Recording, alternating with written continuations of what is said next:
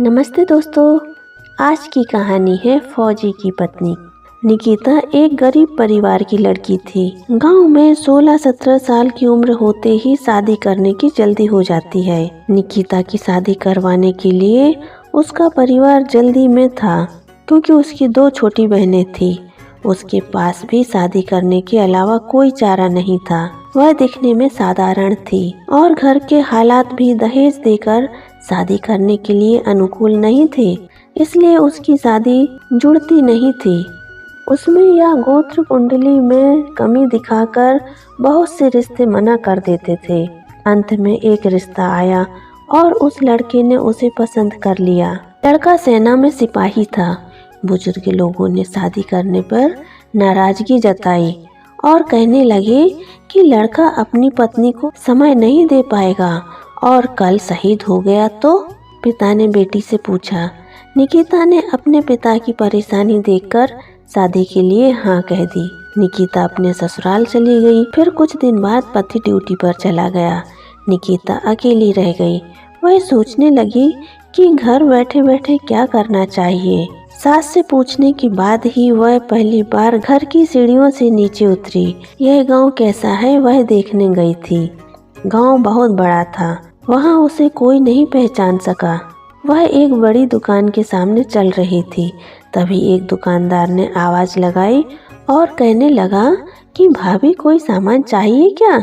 उसने कुछ नहीं कहा।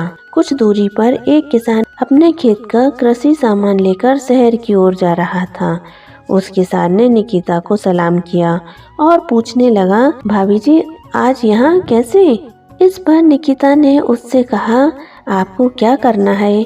मैं कहीं भी जाऊं। फिर किसान ने कहा, भाभी अगर आपको किसी भी चीज की जरूरत हो तो बस हमें बताना। धीरे धीरे निकिता आधा गांव घूम चुकी थी, लेकिन ऐसे किसी से कभी नहीं मिली जिसने उससे बात ना की हो।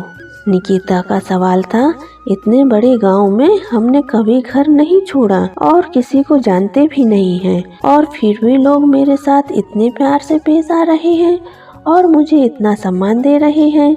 हमारे गांव में मैं कभी पुरुषों से आंख नहीं मिला पाती थी।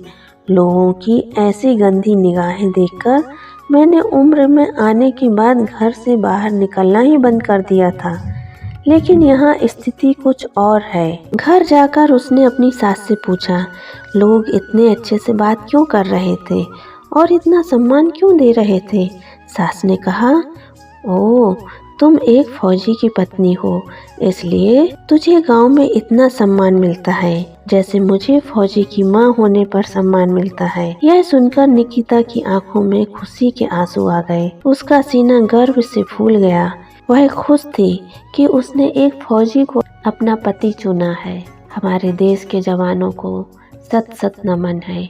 दोस्तों आपको यह कहानी कैसी लगी? वीडियो को लाइक और शेयर कीजिए, चैनल को सब्सक्राइब कीजिए। फिर मिलेंगे। जय हिंद, जय भारत। खुश रहिए, खुश रखिए।